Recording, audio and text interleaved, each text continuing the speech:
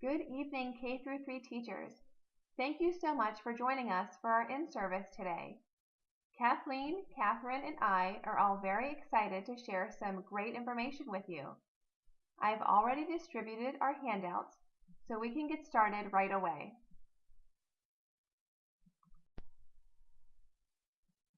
Today we are going to discuss utilizing some of the nonfiction print and electronic resources we have available in our Library Media Center. We will also discuss instructional strategies that will help promote our students to build early reading and writing skills through the use of these nonfiction resources and integrate them into lesson plans with Common Core. I'm going to talk about the breakdown of the Dewey Decimal System in our print nonfiction collection and how books can be browsed by subject. Kathleen Loudon will then discuss some of the electronic resources for K through 3 students, specifically BookFlix, that is freely available through the Power Library. Then after a short break, Catherine Baldwin is going to share some fantastic sites about integrating Common Core with nonfiction. We are briefly going to go over the Dewey Decimal System. Don't worry, we're not going to learn about how to shelf books in order. We're just going to look at how it's broken down by subject so that students would be able to head over to a specific numbered section to browse. Then they can either find books on nonfiction subjects they enjoy or one they might be discussing in class and would like to learn more about. This will help promote early literacy skills by directing them to subjects they find interesting. Then we're going to go over a lesson that focuses on a specific nonfiction section by subject.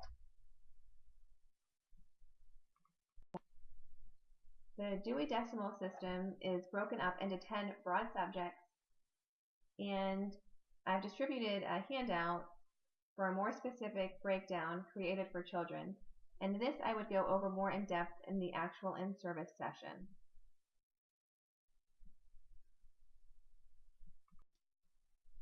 We label our directions by the whole number and leave off the decimal to make it less confusing and more kid-friendly for our K through 3 students. Shelves are also labeled to make browsing by subject even easier. This also allows us to make the numbers a little larger and easier for little eyes to read. So your students can be encouraged to check out a nonfiction book on a particular topic if they know where to go. So if you're studying the solar system in your science class, you can tell your students to check out the 520s when they head down to the library. Browsing by subject is also used for research lessons we can do together as a librarian-teacher team by focusing on a particular section. When students go home and try to find information by searching the web, even with their parent help, they're not going to find information as easily and as reliable as they will at the library, and it especially will not be on their level. So we really want to make it easy and encourage students to utilize the nonfiction books written specifically for them. We can do this on any subject across the curriculum as a research project. I'm going to focus on animals today, since animals are a popular subject for early reading and writing skills for elementary students. So animals in the wild can be found in the 590s, our science section of Dewey. And we know more often than not, if you give very young students the choice, they'll pick dog as their animal to research. So they would need to head over to the 630s, our people using science and technology section. The example research assignment I have is designed for 3rd grade. However, it can easily be adapted for younger students. You should all have a copy of my handout that asks the students to find information on animals and then imagine themselves as the animal. There's also a fun vertebrae project which has the students create a backbone using a pipe cleaner, wagon wheel pasta, and lifesaver gummies. And I would go over all of this more in the in-service session.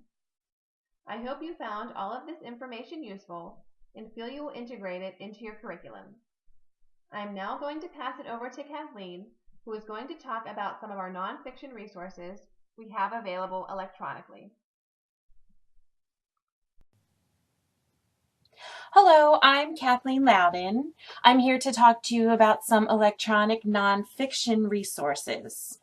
By a show of hands, how many of you are familiar with Power Library? Power Library is an electronic resource shared database that is freely available to library users in Pennsylvania through Access PA. Through our school here, we have a direct internet connection to Power Library, but it can also be accessed remotely through www.powerlibrary.org. Today we are going to talk about Power Library's e-resources for children.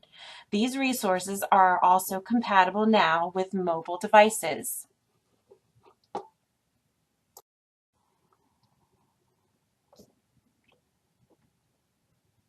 How many people have used BookFlix? BookFlix is an online literary resource through Power Library's Children e-resources. Since we will be in the computer lab for this portion of the in-service, I will ask users to open the internet link to Power Library and to follow along in BookFlix as we discuss its use. The BookFlix database pairs classic fictional video storybooks from publisher Weston Woods with nonfiction scholastic e-book titles. This database introduces students in grades K through 3 to a world of knowledge and exploration. BookFlix helps reinforce core reading skills, and there are many examples provided for each title to help instruct students with writing skills as well. The scope of subjects listed in the BookFlix database are as follows: animals and nature, earth and sky, people and places, ABCs and 1, 2, 3s, family and community, music and rhyme, adventure, celebrations, and imagination. Each subject area has approximately 10 to 20 paired titles of nonfiction and fiction electronic materials. Here is what the BookFlix database looks like when you click on one of the subject areas. This example is the subject area of animals and nature. Once in this topic, the side tabs show just how many paired titles are available in this visual search feature for the subject areas of animals and nature. This example shows approximately 40 paired sets of titles.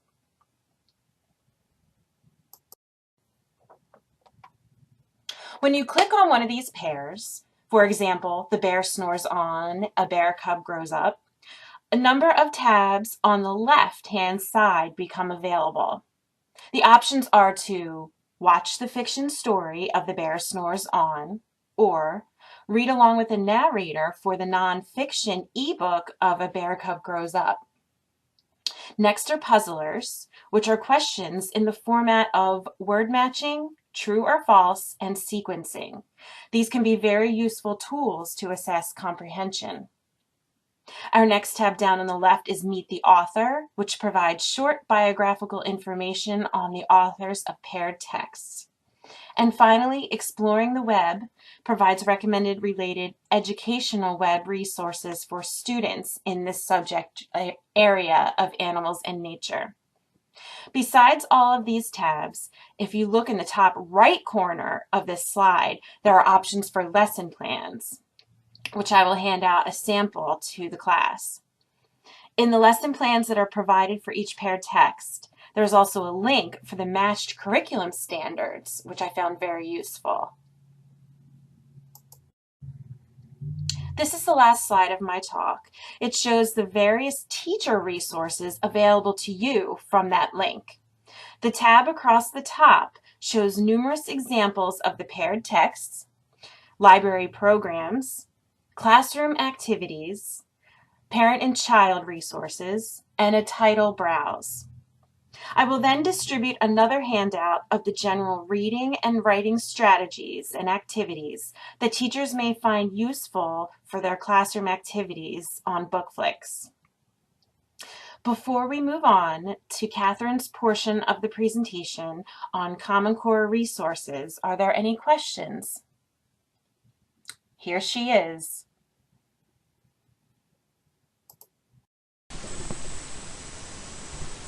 For the third portion of our in-service presentation, we would like to present to you some very practical resources which will aid you in developing Common Core related lesson plans.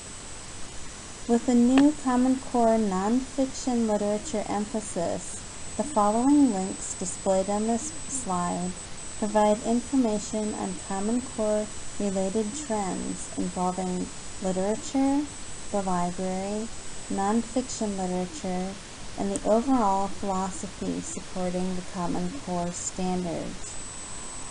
Also, there is a site for the Common Core standards listed.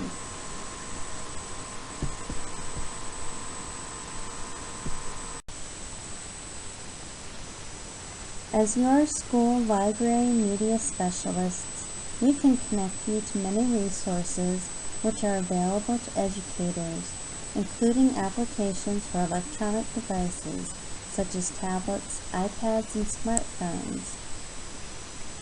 For example, through MasteryConnect.com, you can download a free application which links you to the Common Core standards. Through LearnBoost, you can download Common Core standards through Google applications, as well as software which links and coordinates the Common Core to lesson plans. The final example is through iTunes. There are many reference applications available for download for free for educators.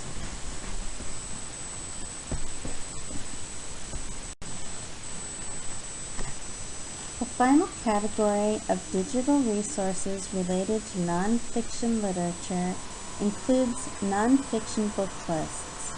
These links provide examples of recommended titles of nonfiction literature for use in the classroom.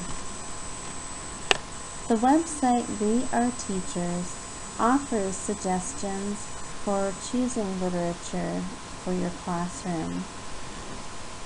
Scholastic.com offers nonfiction literature suitable for classroom use, as well as purchasing information.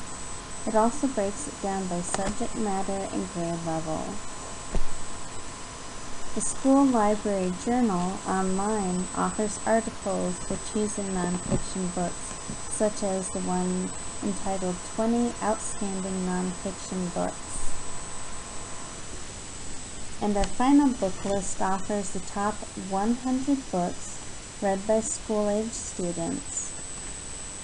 The literature examples are categorized by difficulty, interest level, and grade level.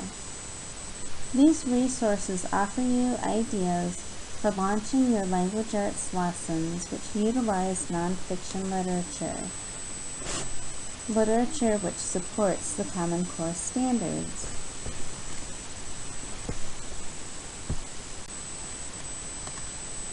And remember, we're always here to help you. Thank you for participating in our presentation.